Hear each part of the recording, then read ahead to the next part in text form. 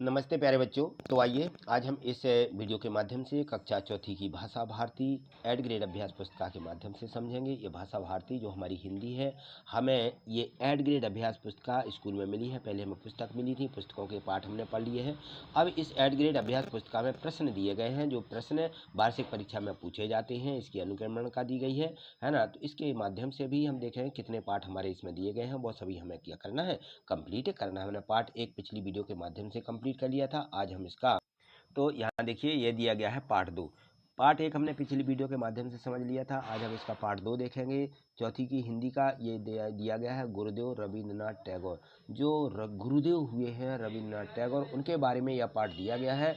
तो इसके पाठ के पूर्व की कुछ तैयारी रहती है। इस प्रकार से हम इसको भी पढ़ लेंगे कि इसमें कौन कौन से महात्मा गांधी, जवाहरलाल नेहरू, रविंद्रनाथ टैगोर, बंकिम चंद्र चटर्जी, स्वामी विवेकानंद इत्यादि की कहानियां भी आपने पढ़ी होंगी, इनके बारे में पढ़ा होगा। नहीं पढ़ा है तो जरूर इनकी पुस्तकें आपको लाइब्रेरी में अपने स्कूल में मिल जाएंगी, उनमें जरूर इनको एक बार अच्छे से पढ़ लीजिए।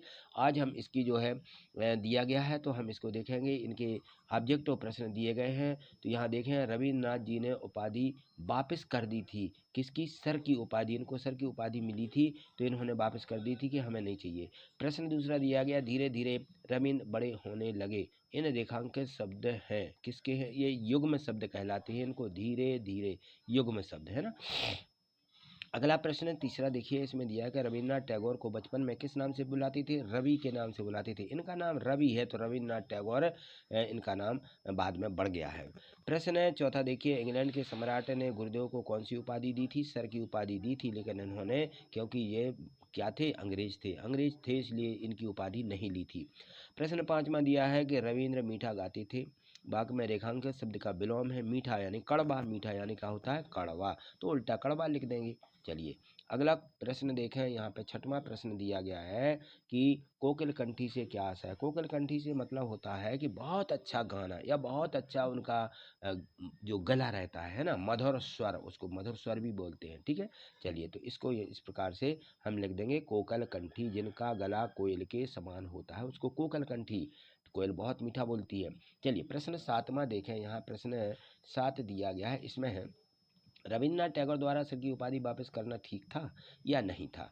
अपने विचार बताएं। तो रविन्द्रनाथ टैगोर द्वारा सर की उपाधि वापस करना ठीक था, क्योंकि जलियांवाला बाग के जो कांड हुआ था, इसमें निर्दोष लोगों की हत्या हुई थी, जिसे दुखी होकर के उन्होंने सर की उपाधि लौटा दी थी। वो हत्याकांड बहुत ही दुखद घटना हुई थी। चलिए प्रश्न आठवां देखिए, जलियांवाला बाग कांड के बारे में अपने शब्द भी यहाँ पे लिखें। तो सन 1919 में अमृतसर के जलियांवाला बाग अंग्रेजों के विरोध में शांतिपूर्वक सभा कर रहे सैकड़ों लोगों पर अंग्रेजों ने गोलियां चलाई, जिससे सैकड़ों निर्दोष लोग मारे गए थे, जिनकी कोई मतलब किसी प्रकार का लेना देना नहीं था, लेकिन बेचारे वहां पर मारे गए। चलिए प्रश्न 9वां देखिए, शांति निकेतन जो विद्यालय है उसकी क्या विशेषता है? तो शांति निकेतन विद्यालय में बच्चे स्वतंत्रता पूर्वक प्राकृतिक वातावरण में ज्ञान प्राप्त करते हैं, और शांति निकेतन विद्यालय की यह विशेषता थी कि वहाँ पर ज्ञान प्राप्त किया जाता है। बहुत अच्छा ज्ञान मिलता है शांति निकेतन में। ठीक है, चलिए अगला प्रश्न है, प्रश्न 10 दिया गया है, रविंद्र संगीत किसे कहा जाता है? देखिए, गुरुदेव रविंद्रनाथ जो ठाकुर हैं, उन्होंने लिखे गीतों को उनकी धुन जो है शिव ने बनाई थी, इसलिए उसे रविंद्र संगीत कहा जाता है। क्या कहा जाता है? रविंद्र संगीत। ठीक, अगला प्रश्न देखें, 11वां प्रश्न यहाँ दिया गया है, गुरुदेव रविंद्र टैगोर के किन गुणों से आप प्रभावित हुए? उनके गुणों को अपने शब्दों में लिखिए। तो देखिए, जो रविन्द्रनाथ थे, रविन्द्रनाथ टैगोर, भारत में रविंद्र टैगोर को गुरुदेव के नाम से जाना जाता है। कला के क्षेत्र में गायन कला जो ध्वनि गुरुदेव ने दी, वह रविंद्र संगीत के नाम से जानी जाती है, ये हम लिख देंगे। और रविन्द्रनाथ टैगोर साहित्य क्षेत्र में उसी प्रकार से प्रसिद्ध थे जिस प्रकार महान लेखक प्रसिद्ध होते हैं। राजस्थान में महान राष्ट्रवादी थे। उन्होंने जिस शांति निकेतन की स्थापना की, वह भारत की सभ्यता व संस्कृति का केंद्र बिंदु है। ठीक है, इस प्रकार से हम इसमें लिख देंगे अपने शब्दों में। अगला प्रश्न है 12वां। क्योंकि बड़े बड़े प्रश्न हैं, आपको पूर्ण रूप से लिखना है।